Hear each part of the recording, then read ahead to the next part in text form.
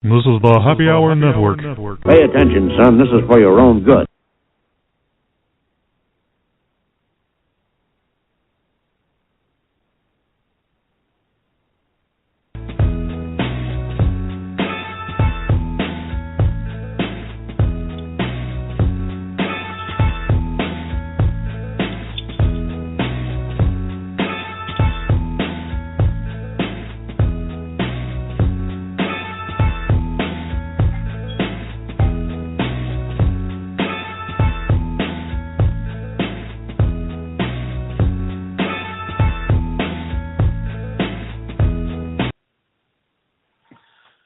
Boy, it could not have been a rougher start to tonight's show. I think before I even start the rant, we're going to go with one of our sponsors, Audible.com. We want to thank you for all the good work that we do together. We're going to play this quick mid-roll. I'll go into a rant, and then we'll take it from there. Audible is offering our listeners a free audiobook of your choice and a free 30-day trial membership. Just go to audibletrial.com/late-night-parents and choose from over 180,000 audio programs. Download a title free and start listening. It's that easy.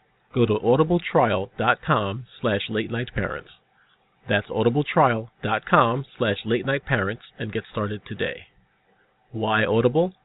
Audible content includes more than 180,000 audio programs from the leading audiobook publishers, broadcasters, entertainers, magazine and newspaper publishers, and business information providers. That's audibletrials.com/late-night-parents. Want to thank our friends, good friends at Audible. This is Ted Hicks at Late Night Parent Radio. You can find us so many different ways. Guys, I want to apologize for that rough start. You know, when you do have a sound engineer and you do have a producer, you would like to think that, that everything is checked, but usually sometimes that just doesn't happen. But you can catch us, latenightparent.com. Go to the site, go to the portal, check us out, listen to us, read what's up there. We'll always have the latest and greatest blogs up there, talking about parenting, technology, education, doing little product reviews, and every once in a while we talk sports. We won't be talking sports tonight, but what are some other ways?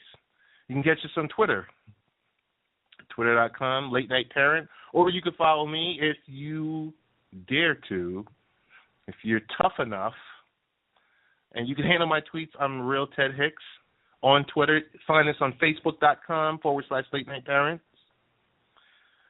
You can listen to us on SoundCloud and iTunes and Spreaker and Mixcloud, but want to thank our radio partners. They are the best radio partners in the world. Want to say thank you to You and I Are One Radio. Want to say thank you to Life Improvement Radio. Of course, Imagination Unlimited Network. Want to say thank you to I-95 Sports. Want to say thank you to NGSC Sports. No, we're not a sports show, but we do get a little burn on some sports stations. And NGSC Sports powers us on the iHeartRadio app. Want to thank our good friends at FSC Radio out in Philly. Our friends over there by the pond, the UK, XRP Radio. What's up to Tiz Shearer? Want to thank all of you guys. Hope I didn't leave anyone out. Our good friends, Alicia Stern. As always, her and I are texting back and forth.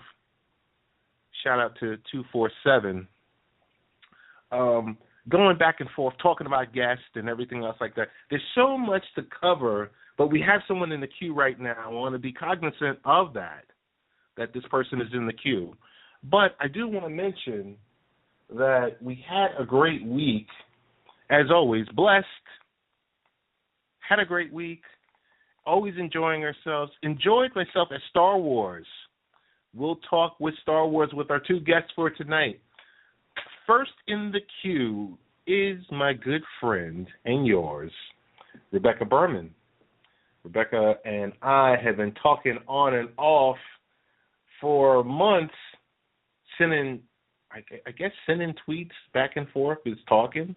But we've chatted briefly, talking about Rebecca coming on LNP, the LNP show. I like to say TED Talks on LNP.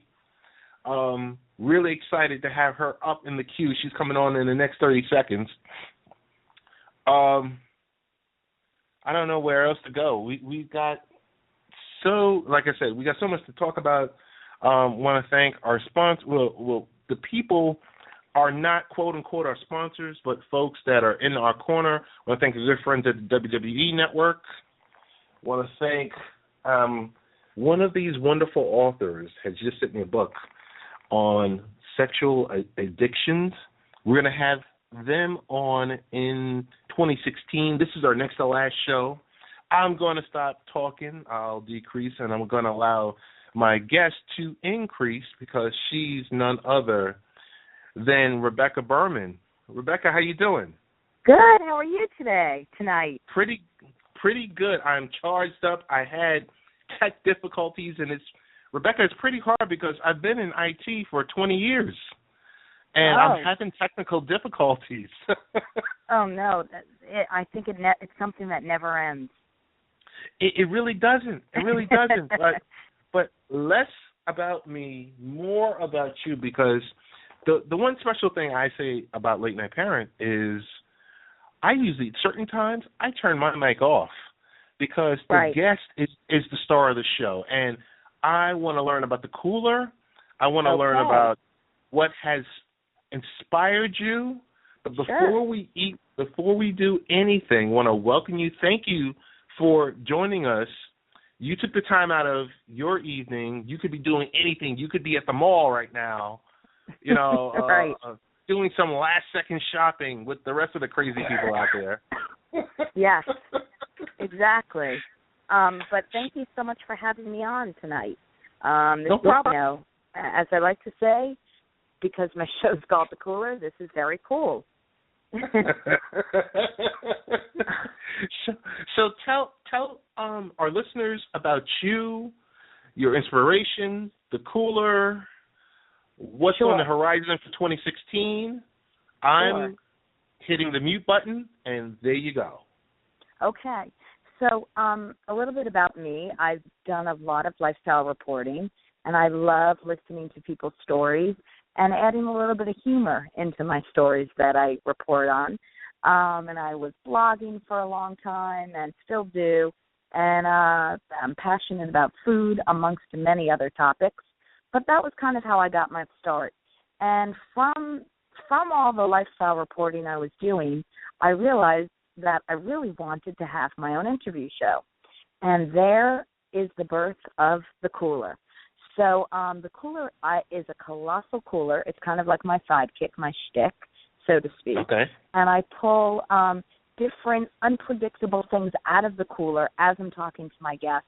They can be improvisational. They can be promotional as it relates to the cooler. But in addition, I always like to keep a little sense of humor in them. So the colossal cooler is like the size of a coffee table. It's something I can sit on. We can do yoga on. We can do, cook a meal on it. So it is a lot of fun, and a lot of different things can come out of it. And it's just kind of like another, a sidekick, like any other kind of talk show. But the cooler allows me to continue to talk to different guests and hear their story and have an element of fun. So we are gearing up to make it, to get on national TV for 2016, and we're very excited about it. And in the meantime, we've been doing a couple of podcasts.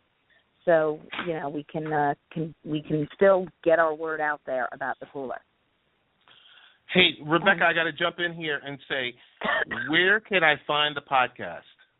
Oh, certainly. You can reach me at at Twitter, Rebecca Berman TV. You can reach me on Instagram, Rebecca.Berman. You can reach me on Facebook, Rebecca Berman TV.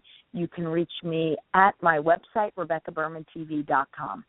And there you can find all of my podcasts and all of the upcoming information about my national TV show. So it's a national show that you're going to be doing. Yes. I know, filmed in Westchester, New York? Well, it's really one of these kinds of things that make the element of surprise with the cooler. It is filmed kind of all over the New York tri-state area, but it might even be traveling. And the beauty about the cooler is it gets a little bit of a reality into the show, because you can do it in a mall. You can be at the cooler on the show in the mall. You can be in a hotel. You can be in a restaurant. You can be in a bakery. You could literally be anywhere with the cooler, talking to people and hearing their story and entertaining the audience. So we like to say it has a little bit of reality in it, in addition to the scripted, regular chatting and the regular interview. So I'd like to say it's New York tri-state based to begin, but we'll see where it takes us. Got you. I'm going to say this much. If you have that New York flow that I notice that you do, it's going to transcend wherever you go.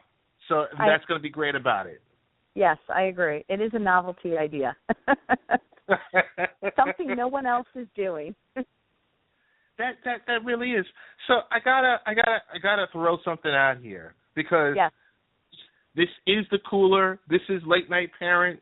We're talking about shows that are on the horizon for 2016. Yes. I gotta go to politics. Do you want to go to politics? You can give it a whirl. We'll see where I go with it. All right.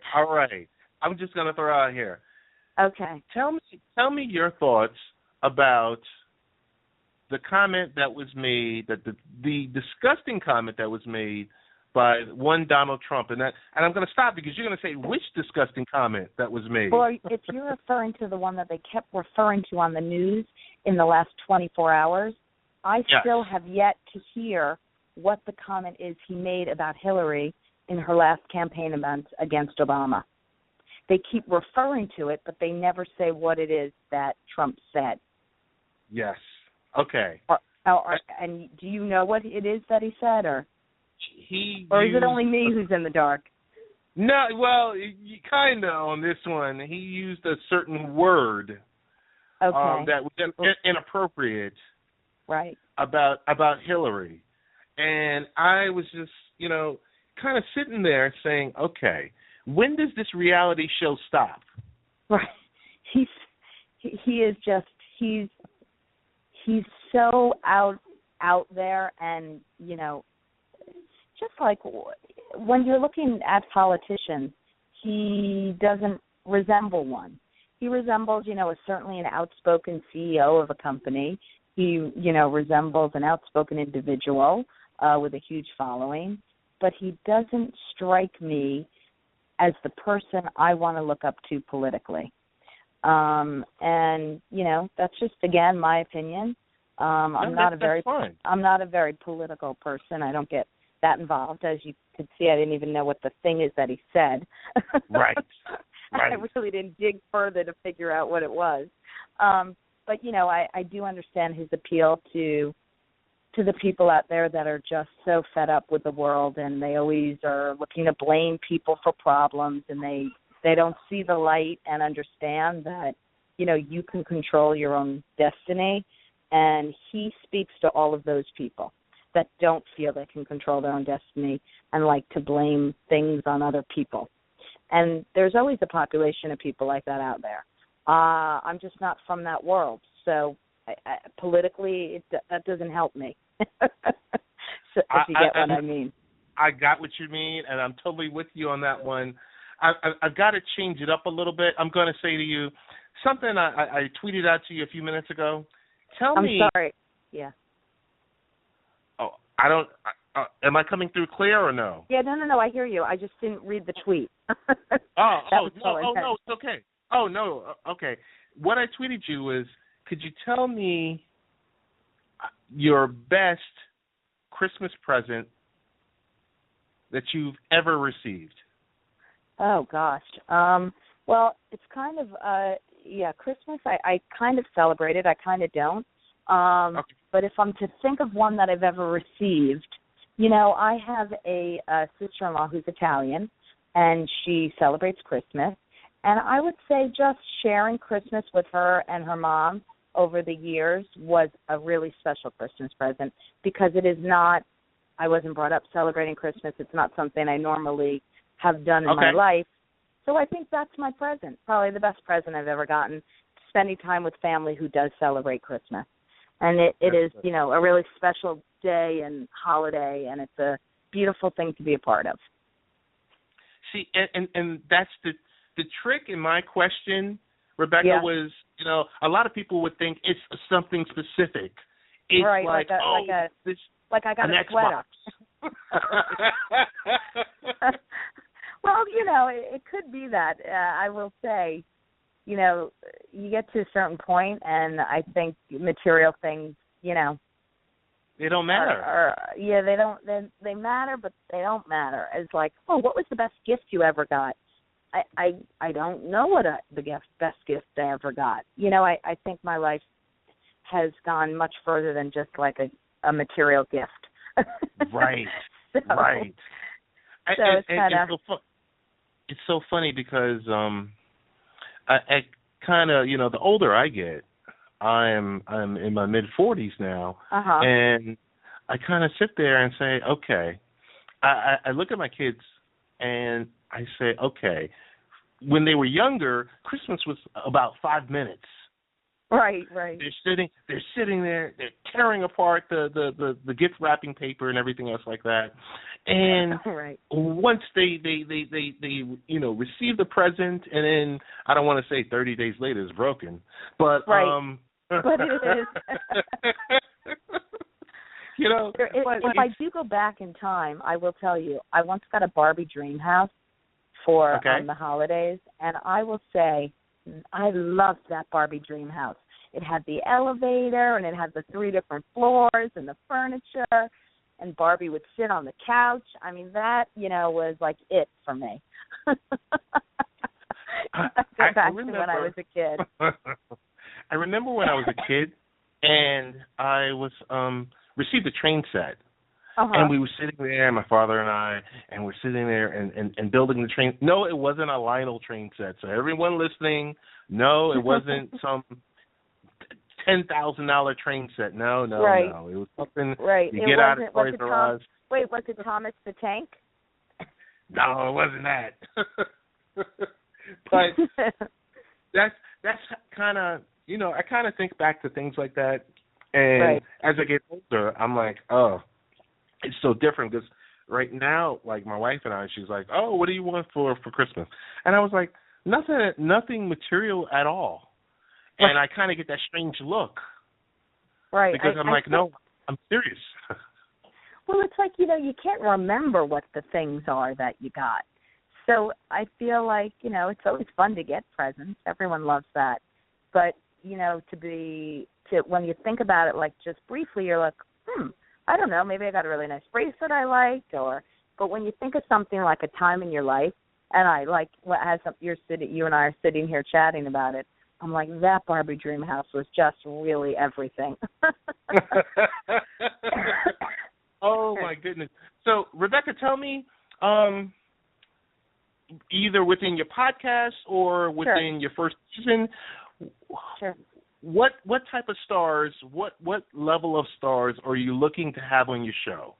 Oh, well, I will say, first of all, it's really, and interviewing people, it's such a better interview when the person is used to being, in some form of celebrity-ness, where they're used to being out there and performing in some way, shape, or form, because they are a better person to interview. But on the flip side of that, I think the best interviews are people who have interesting stories to tell.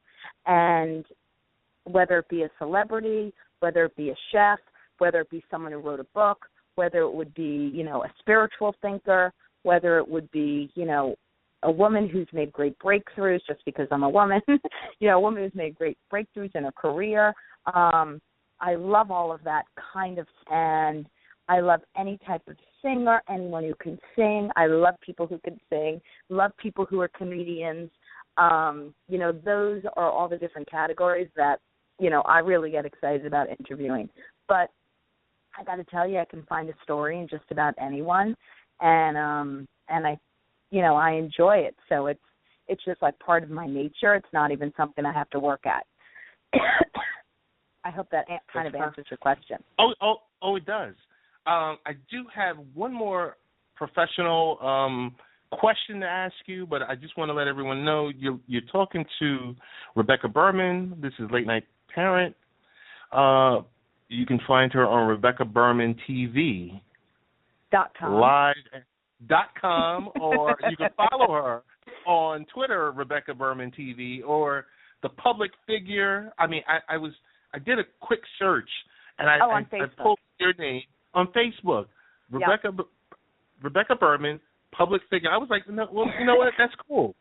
That's pretty darn cool. They don't give you many options. I think you can either click off entertainer or public figure.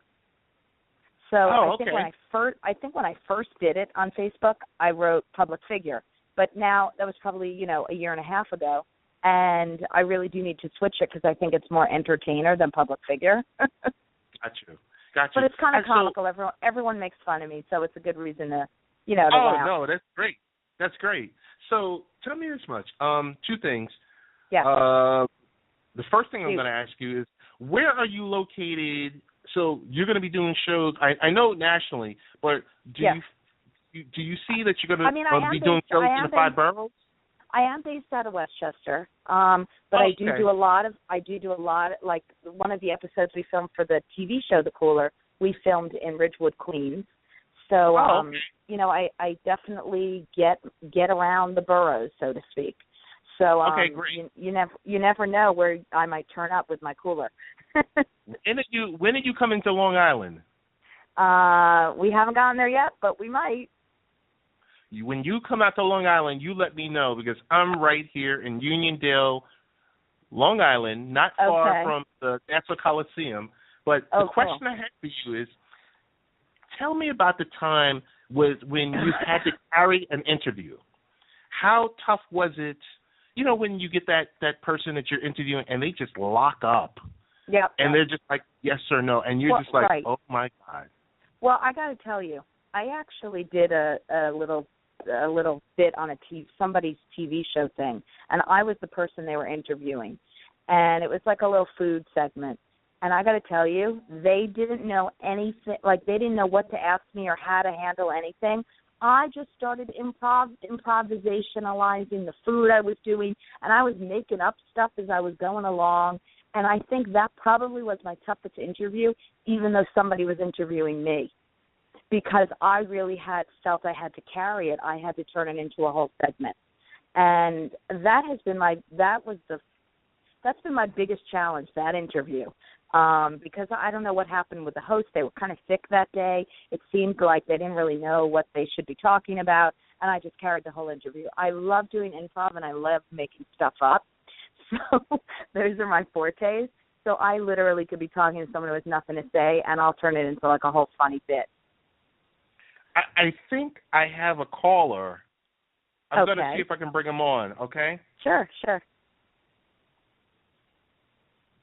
Good evening. This is Late Night Parent Radio. I have Rebecca Berman on the line. Is this a caller? You have a question? Oh, this is Stacie.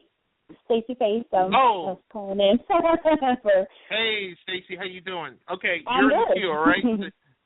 Thanks again. Hold on. Rebecca, I got to say, number one, I love your energy. I want to see the cooler. I want you to definitely come back on. And if there's any way we can help cross promote or anything that you would need, you say so, because this is great. Alicia, as usual, Miss Stern is dead on, because she's a great person. She's awesome. She is really awesome, and I got to tell you, She is really, I mean, oh my goodness, she really is. She's a great person. She is the real deal. I love her. She's amazing. Her and I are so on the same plane. It's not even funny. Or she and I. That is great. So, I guess I want to say, number one, for the holiday season, once you have a happy holiday season, because, certain people celebrate Christmas and they celebrate Kwanzaa and Hanukkah, and I just want to say to you, happy holidays. Same and to you. For all the best with you and your family, that you enjoy the time together. And I don't need to tell you, it's not about materialistic items or anything else like that. Yes. Because, I mean, you're there. You're there and you already know. So tell us the best ways to get in contact with you, plug your show. All the stuff. Well, I'll just, repeat all of my stuff. You can follow me on all of my social media sites to find out when the show will be airing, not only the podcast, but the national television show, which we're, in the process of getting going on TV to hit in 2016, the Cooler. So you can follow me at Twitter at Rebecca Berman TV. You can follow me on my website, RebeccaBermanTV.com. You can follow me on Facebook, Rebecca Berman TV, and Instagram, Rebecca.Berman. Rebecca, I want to give you a round of applause. Okay. It was great talking to you. And wishing you the best holiday. Same here. All the best, and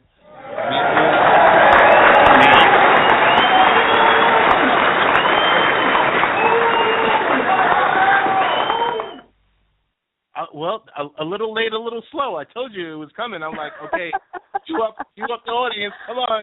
Rebecca, right, thanks so much. Okay? All right, you too. All right, take care. Right. Bye-bye. And that was Rebecca Berman, our good friends at Rebecca Berman TV, talking about the Cooler, which is coming. Well, it's not. It's a podcast. I'm guessing they're doing some internet streaming, but she's looking to take the show nationally. And she talks fashion, she talks news, politics. As you can see, I had to bring up Donald Trump and what he mentioned about Hillary Clinton within the last 24 hours. Was it appropriate? Was it inappropriate? What do you think? I don't know. But we have another guest in the queue, Stacie Vanderbilt. We're going to bring her on right after this mid-promo, okay? Audible is offering our listeners a free audiobook of your choice and a free 30-day trial membership. Just go to audibletrial.com/late night parents and choose from over 180,000 audio programs. Download a title free and start listening. It's that easy. Go to audibletrial.com/late night parents. That's audibletrial.com/late night parents and get started today. Why Audible? Audible content includes more than 180,000 audio programs from the leading audiobook publishers, broadcasters, entertainers, magazine and newspaper publishers, and business information providers. That's audibletrials.com/late night parents.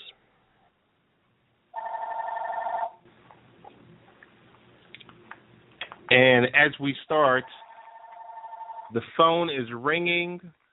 I can't pick up the phone, but I tell you this much, if you guys go to audible.com/late night parents, then you can download your audiobooks and all the above. But as per calling me, not during 8 p.m. to 9 p.m. Wednesday nights, okay? Oh, my goodness. So, with that being said, we're going to go to our next guest. But just before we go to our next guest, we just want to bring just a brief intro. She's not only a good friend of mine, but she's a good person, and she has her own podcast, which I'm hoping and praying and keeping my fingers crossed that not only does the show come back next month, but that it does morph into its own TV show. and that show is none other than The Filthy Dish. It's not your G-rated show like Late Night Parents where we sit here and talk about, baking cookies and everything else like that. No. It's going to give you the real. And there's nothing wrong with receiving the real. I'll tell you that much. So it's The Filthy Dish. The podcasts are great. They're raw. They're edgy. All the above. But its co-host is, I would say, just the opposite. But we're going to bring on Stacie Vanderbilt because she's a media personality. She's going to join us to talk about when the show is returning to the airwaves. We're going to talk a little celebrity drama. We might even talk a little R. Kelly, Steve Harvey, all the above. So with that, I'm going to bring on Miss Stacie Face herself. Stacie, how you doing? Good. How are you? Pretty such an awesome darn introduction. good. I was like, thank you. Oh. Every blessing over here. I'm saving the applause for you at the end, but I had to bring you on. A good friend of mine always told me, give someone that intro that they feel like they're about to, they're about to appear on some late night show on NBC or ABC or CBS. And, in my mind, this is my, late night show. This is Late Night Parents. But I thank you for taking the time out and revising your schedule somewhat to agree to come on the show because I tell you, I love the podcast. I can't speak any more highly of my good friend H5, who him and I go back. We go back to the corporate days. Mhm. I all about those days. The days, and I'm still in that corporate mess, but I'm very close to getting on out. I feel like Harry Tubman. But so tell me, Stacie, tell our listeners about yourself. Tell us about your show, and as you know, with Late Night Parents, is our guests are the stars of the show. I'm just a moderator. I just hold things together and tie things, this one to that one. But what's going on with you? How are you, and how's life, and what's happening in 2016? Well, I'm doing good. My name is Stacie, for those that might not have heard, and I am a co-host on the podcast The Filthy Dish. We are a no-holds-barred podcast where we talk about, things that are going on in the celebrity world, just in the world in general. We're kind of all over and have our hands in all kinds of dishes, if you will. And we have taken a little break because we are working on some really big things in my Drake voice as far as making some changes to the format and whatnot. So we were hoping to come back better than ever, so to speak. So we're very excited about that in 2016. But right now, just in holiday mode, packing because going out of town tomorrow. So that's going to be fun. Traveling on Christmas Eve, so we'll be going through that rat race, but I'm looking forward to it. Big question: are you guys flying or are you guys driving? Flying, yes, flying. No, we're not driving. Good answer. I got to tell you, during the Thanksgiving break, that Wednesday, just before Thanksgiving, which is the worst day to be out on the highway. Don't you know my wife and me and the kids out on the highway? And I was cursing, swearing, doing all the above. In my mind, not to her or anything like that, but in my I was like, are you kidding me? Are you kidding? So that's why I wanted to know that. Well, Stace, I'm going to, I mean, you guys, the Filthy Dish, you guys always talk about the latest and greatest in social media because I always follow you, whether it's through the Imagination Unlimited Network Facebook page or through the Twitter accounts, the TFD Twitter account. I've got to say this. 2 days ago, I saw something on social media, and I clicked on it. And it was a picture of R. Kelly. And I said, here we go again. What in the world is this now? Because when you're trending, 99% of the times it's not for something good. Right. And I saw him walk off a show, walk off a live interview for the HuffPost Live. And I was like, and I saw the interviewer, I think her name is Carolyn Tarani. I'm not sure of her name, but she was an English interviewer, and she was asking questions about R. Kelly, his 13th album. And stated that, is maybe there a question came up about the support or the lack of support. And she mentioned maybe that's due to the fact of the accusations and, the videotape and things that happened in the past, and he became flustered about it. I want to ask you, from your point of view, if you were able to sit in her shoes, would you have conducted that interview the same way? Would you have done anything differently? What's your thoughts on that? Yeah, I would have done it differently because, one thing I know, they want ratings, so of course they're going to bring that up. Whenever you have a hashtag going on Twitter, every playground bully is going to come on Twitter and say every negative thing that they can think of. So you're going to have that, alongside actual fans that really want to interact with their favorite artist.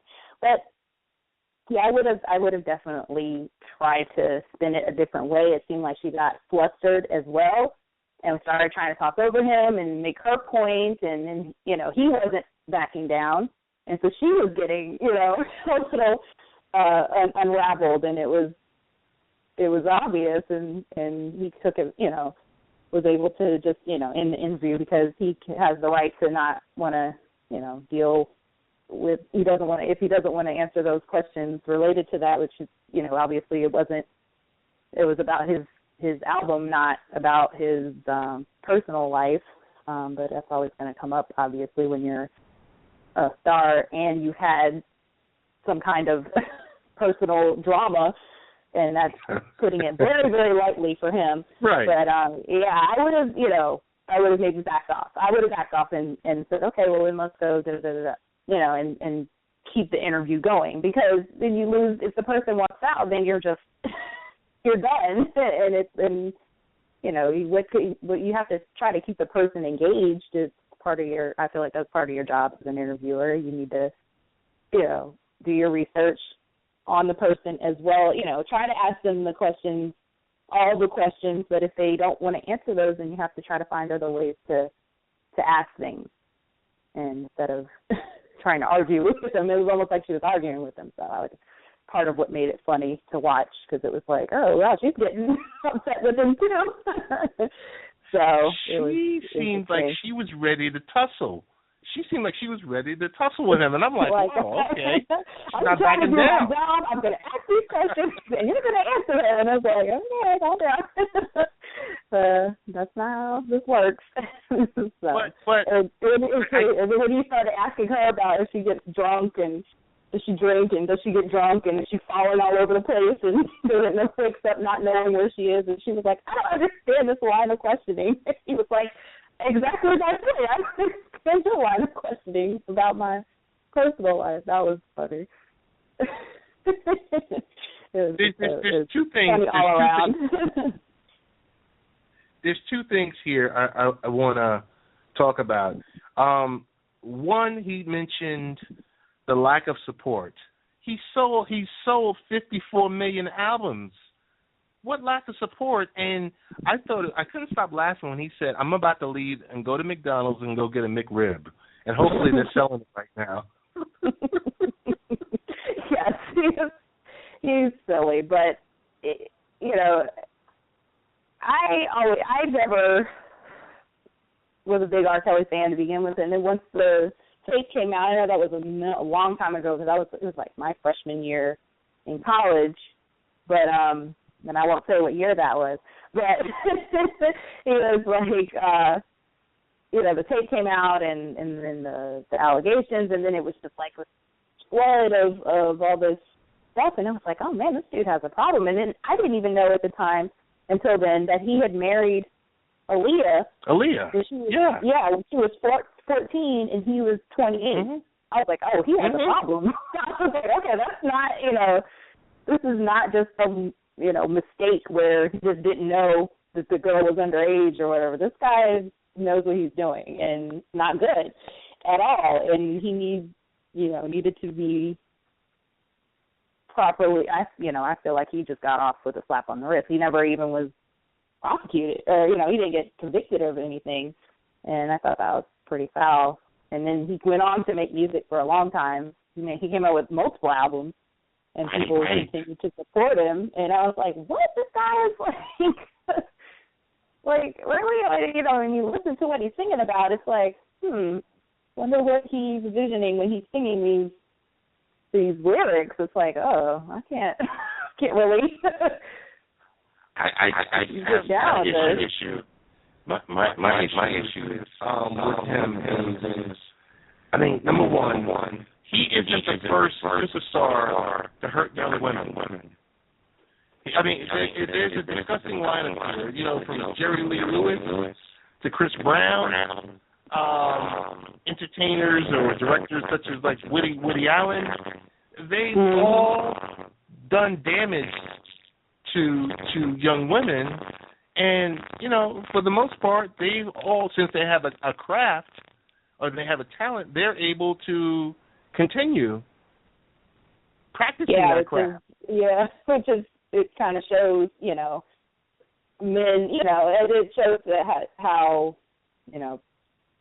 women's rights still aren't where they should be, honestly, because it's like, wow, this none of those guys should be, still praised and things for their accomplishments. It's like, okay, still, you're, you do terrible things on your to people and women in particular, and you're still being celebrated as this great person. It's like, right? It's kind of crazy. So it's sad at the same time, and but it does seem a little lopsided as to who they go after as far as bringing up past incidents. It seems like certain people will, they can do stuff and nobody will ever bring it up again. You have to hear about it or see it in an article, and you're like, what, they did that? You have to go back and research that they had done something years ago, because it'll just kind of be mentioned, but not that it won't keep getting dragged up in in interviews or something if they choose to do an interview. So it's a little strange how that works as well, but he has to know. That's what I was also thinking. I was like, he had to know that he was opening himself up for that. I know he was thinking he was just going to come and I was like, I know he doesn't think he's just going to sit there and they're just going to ask him about the album. They're going to bring it up. So he needed to either talk to somebody about it and say, hey, do not bring up anything about the allegations or my court, my depositions or whatever he did at the time, and just leave that part out of it. He needed to put that in the contract or something before he even sat on the couch, because he had to know that was coming. People are going to bring it up, but it kind of resurfaced, like a lot of things. Kind of like with Bill Cosby, he was able to keep his dirt under the rug for a while until one person mentioned it, and then just spread like wildfire, and then all of a sudden everyone comes out, and it's been a big mess ever since. But it was after R. Kelly was on the Soul Train Awards, and so that's another heavy tweeting. People are tweeting about it and about who's on it and what's going on. So that draws a lot of attention, and so somebody mentioned, why is this guy being celebrated? Because they let him do a little kind of a mini concert, he did a few songs and everybody's dancing, and he makes good music. I know, but it's just like, so that's a bad taste in your mouth. But somebody said, why are they celebrating this guy? He's a pedophile, and then it just blew right back up again. So it's like it happened yesterday, when it happened more than 10 years ago. Is there a level? It's still happening. That's the thing, because it was like he was never convicted, but we don't know. He could be like a Jared or something and still doing the stuff. Is he a level? Huh? Is there a level, Stacie, of ignorance on behalf of the people that attend those type of concerts or his concerts or that still listen to his music? Everyone knows. And especially if you could say, oh, hey, I got a daughter, or hey, I got a niece. Would you really want your niece left with him? Right. No. Of course they wouldn't, but they're not thinking it like that. They're like, I'm just here because the guy's a singer. I don't care about his personal life, even though it might possibly be scarring some young child for the rest of her life. But, it's... they're trying to keep it separate. Like, oh, they just listen to the music. I'm like, yeah, but you know this guy did. It's on video. You can't get any clearer than that. I'm done with our gosh. We're talking about something else. Tell me, we can't give him any more time. It just baffles me about him just still being around and him just walking around like, hey, everything's good.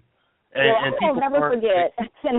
I'll never forget. He was on BET, and they were interviewing him. It was about maybe 6 or 7 years ago, and the interviewer was just like, okay, since you've been able to kind of get back on your feet, it was like after the allegations had kind of been starting to fizzle out, he had released another album or so, and so I was like, just to avoid any more, incidences like that, will you stay away from teenage girls, like, because you don't want to even put yourself in that position, right? And he was like, he paused for a second, and he goes, well, when you say teenager, what are we talking here? What age are we talking here? And I was like, oh my God, like he has a problem. That's the answer of somebody that is not getting help. No, he has a problem. That's not good. I'm like, what age? Any age ending in teen? Because he was like, 18 is an adult. No, sir. Oh. Hey, I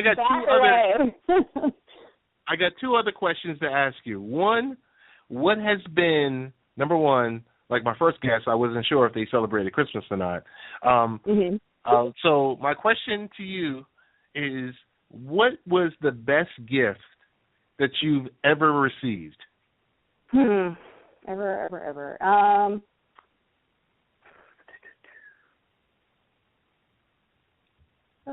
I think a lot of pretty good gifts. I'm trying to think, because mostly when I was a kid, that's when I was getting more gifts. It's like as you get older, it's like, here's a gift card.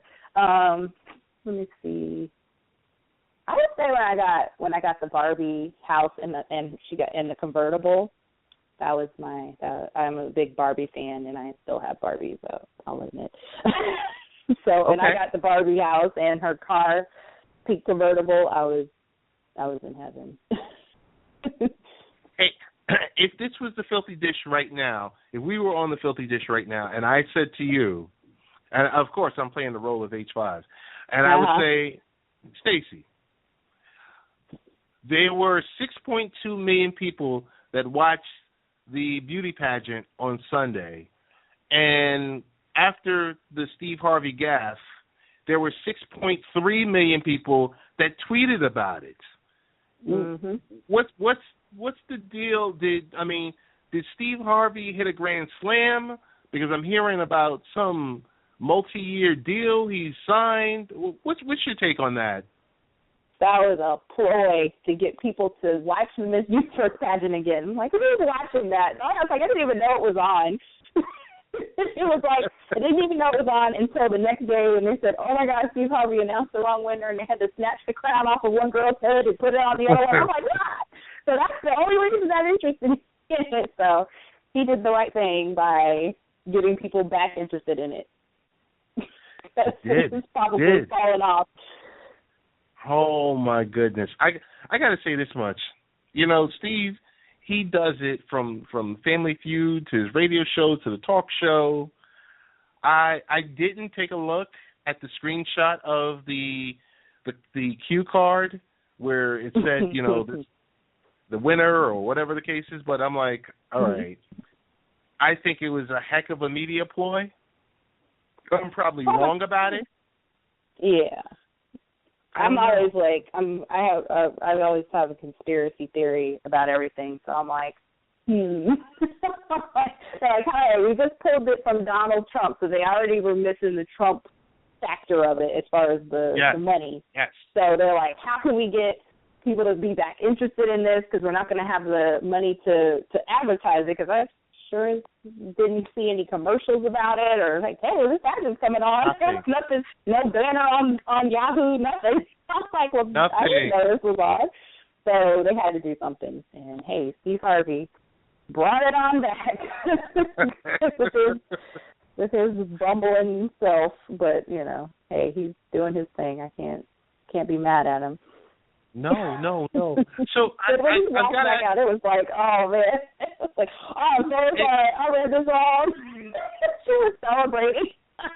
He said, he said, I got to apologize about something. I said, uh-oh. Right, about what? Like, oh, goodness. So, yeah. It was pretty interesting. So I'm sure more people will be tuned in next year. How about that? Definitely. Let's keep an eye on that. So tell me this. Tell me, you talked at the beginning, at the onset of this interview about format changes. What's going to be different about the Filthy Dish for Season 2? Because I like the format for Season 1. Yeah. We're I think we're going to incorporate some more video. So it might, so it'll be a little more interactive. And yeah, so that's all. But I'm just gonna leave it at that because I don't know all the technical stuff, but it will involve more video. Yeah. Okay, definitely. But you still have as well as hear us, so I can't do my podcast in my pajamas anymore. But got you. Unless we have pajama day or something, that'll be up to H5. But. So you guys are going to be doing some live streaming also then? Yes, that's great. Well, I just want to make sure, keep the show edgy, keep the show, I know you're going to make some enhancements to it, but keep that edge to it, because I tell you, not only either when I get to listen live, but when I listen to the podcast that downloads directly to my iPhone, and I'm like, boom, a new show just came in. Okay, great. You got to keep it because it's so fresh. And I like it because I'm going to say, for me, it's unique. It's unique because these are people I know that are funny as can be, that are ripping apart these storylines, and you're never lacking for entertainment. You're never lacking for the storylines. You're never lacking for material. So keep it that way for 2016. Really, really, really excited for you guys to come back online. Tell us the best ways to get in contact with. Tell us the best ways to get in contact with you. On Twitter @StacieFace, which Stacie spelled Stacie. I have a little different spelling, and then face like your face. And and then we're on @The Filthy Dish as our Twitter page, and then we're on Facebook. It's The Filthy Dish. Got to give you a round of applause.